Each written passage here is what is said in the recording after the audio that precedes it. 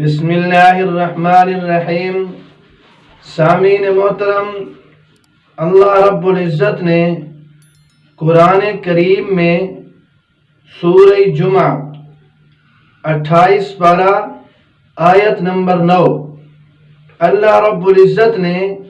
نماز جمعہ کی اذان پر خرید و فروخت بند کرنے کا حکم دیا ہے۔ اس حکم میں اذان کے بعد کاروبار کرنے کی، خرید و فروخت کرنے کی صاف ممانعت موجود ہے۔ اس لیے جمعہ کی اذان کے بعد خرید و فروخت،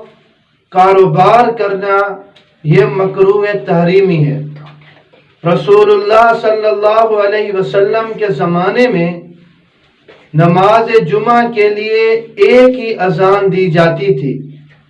یہی طریقہ حضرت ابو بکر اور حضرت عمر رضی اللہ تعالی عنہما کے دور میں بھی جاری رہا۔ اس کے بعد حضرت عثمان رضی اللہ تعالی عنہ کے دور خلافت میں لوگ زیادہ ہو گئے، ہجوم بڑھنے لگا، تو حضرت عثمان رضی اللہ تعالی عنہ نے زورا بازار میں واقع ایک مکان میں نماز جمعہ کے لیے ایک سے زیادہ اذان دینے کا حکم صادر فرمایا، اور اس حکم کو اس وقت موجود تمام صحابہ کرام رضوان اللہ تعالی علیہم اجمعین نے قبول کیا۔ اس کے بعد تاحال آج تک یہی امت میں عمل جاری اور ساری ہے۔ اور یاد رکھیے کہ حضرت عثمان رضی اللہ تعالیٰ عنہ بالاتفاق تیسرے خلیفہ راشد ہیں، اور رسول اللہ صلی اللہ علیہ وسلم نے جہاں اپنی سنت کی پیروی کا حکم دیا، اپنی سنت کو لازم پکڑنے کا حکم دیا، وہاں خلفائے راشدین رضوان اللہ تعالی علیہم اجمعین کی اتباع اور پیروی کی بھی تاکید فرمائی۔ چنانچہ سنن ابی داود کتاب السنہ باب فی لزوم السنہ فرمایا فعلیکم بسنتی وسنت الخلفاء الراشدین المہدیین تمسکوا بہا وعضوا علیہا بالنواجذ، کہ تم پر لازم ہے کہ میرے اور میرے ہدایت یافتہ خلفائے راشدین کے طریقہ کو لازم جانو اور اسی طریقہ پر بھروسہ رکھو اور اس کو دانتوں سے مضبوط پکڑے رہو۔ چنانچہ حضرت مسلم بن یسار، حضرت ضحاک، حضرت عمر بن عبدالعزیز رحمہم اللہ اور دیگر حضرات تابعین زوال کے وقت سے ہی خرید و فروخت سے منع فرماتے تھے، اور جمعہ کی پہلی اذان زوال کے وقت ہی دی جاتی ہے، لہذا جمعہ کی پہلی اذان ہوتے ہی خرید و فروخت ناجائز ہے۔ نیز خرید و فروخت کے حرام ہونے کا حکم پہلی اذان کے متعلق ہونے کی ایک بڑی وجہ یہ بھی ہے کہ قرآن کریم میں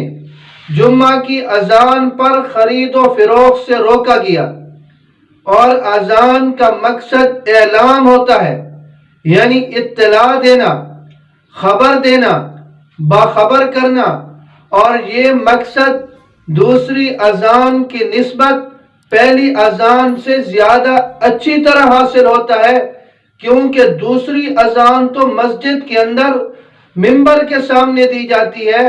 جس کو مسجد میں موجود حاضر نمازی ہی سن سکتے ہیں۔ نیز اگر دوسری اذان پر نمازی مسجد میں پہنچیں تو ان کی سنتیں بھی نکل جائیں گی، اور اگر کسی کا گھر دور ہوگا تو مکمل خطبہ نہیں سن سکے گا، جس کا گھر دور ہوگا اس کی تو سنتیں بھی رہ جائیں گی اور اس کا خطبہ بھی فوت ہو جائے گا، اور اگر کسی کا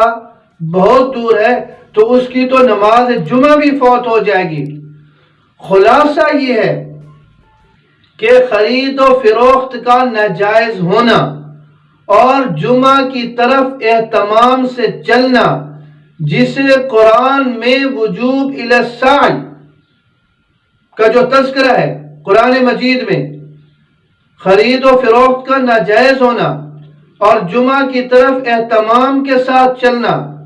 یہ دونوں حکم پہلی اذان کے متعلق ہے، نہ کہ دوسری اذان کے متعلق۔ اس لیے پہلی اذان کے ہوتے ہی خرید و فروخت اور کاروبار کو چھوڑ کے نماز جمعہ کے تیاری کرنی چاہیے، نماز جمعہ کے لیے جانے کا اہتمام کرنا چاہیے، اور اس میں مشغول ہونا،